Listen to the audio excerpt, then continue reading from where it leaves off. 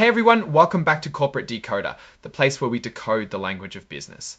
Today we are diving into an 8K con filing from Banzai International. It's not quite a financial bombshell, but it does add some key ingredients to a story that was previously missing. Think of it as adding the last piece of the puzzle only to reveal it's a picture of a cat wearing a tiny hat.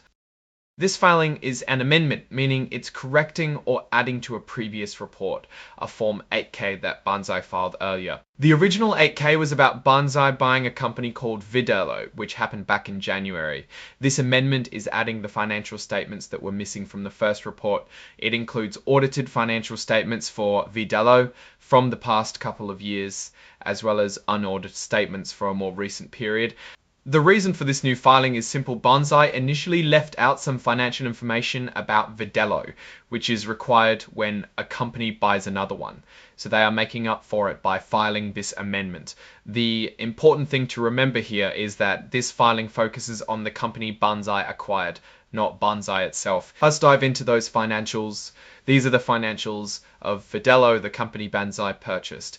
The audited financial statements are as of March 31, 23. There are balance sheets, income statements, statements of equity, and cash flows. So let's focus on some key items. First, total assets. In 2024, Vidello had about 2.2 million in total assets. This is a bit lower than the 2.6 million in 2023. So the assets of a company decreased by approximately 400k. This could be from using the assets or issues collecting money.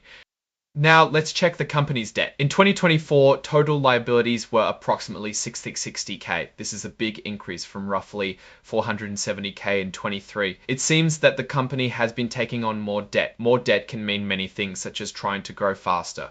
Now, for the part everyone cares about, the total revenue. In 2024, Vidello made about 3.28 million, down from 3.53 million in 2023. It is concerning the company is making less money than before, so its business is slightly declining. Let's go straight to the bottom line. Net loss for 2024 was about 23k, but this is an improvement from about 23k in 2023. While they are still losing money, they are losing less of it than before. Next, let's see if the company is at least making cash in its operations. In 2024, Vidello generated about 624k in cash from operations, up from 340k in 2023. So while the company is losing money overall, it is making money from its day-to-day business and it is improving. The filing also includes pro forma financial statements, which is like a what-if scenario. These financials show what the combined company, Banzai and Vidello would have looked like if the acquisition had happened earlier. It shows the numbers as of the end of December of 2024. These are unaudited financials, meaning they were not checked by an external auditing firm. Let's focus on the most important information. As of that date, the combined company's net loss was 9.8 million.